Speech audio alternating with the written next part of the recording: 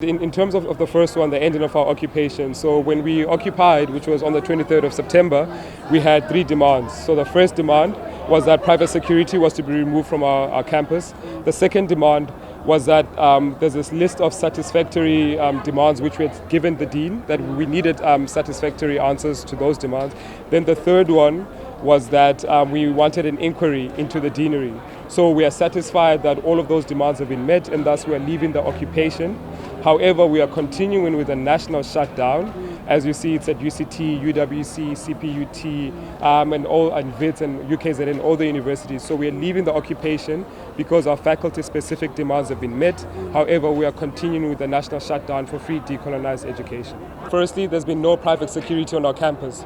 And we know that when there's private security, the way that in which we protest a student has to escalate in relation to that private security. So luckily for us, there's been no private security. And this was agreed upon by the dean because we went about discussing on what kind of protests will ensure that we don't have private security. So we've protested in a way that the dean has had no reason to call private security. Secondly, there's been a willingness to communicate between ourselves and management. So there have been clear lines of communication. And I think that's what's lacking on upper campus. And that's what we're saying, by us leaving the occupation here, we're saying to the university management and to Dr. Max Price, if you don't have private security on campus, the protests happen in a manner in which are non-violent. And furthermore, if you have open lines of communication between the protesters and yourself as management, the issues are resolved quite easily.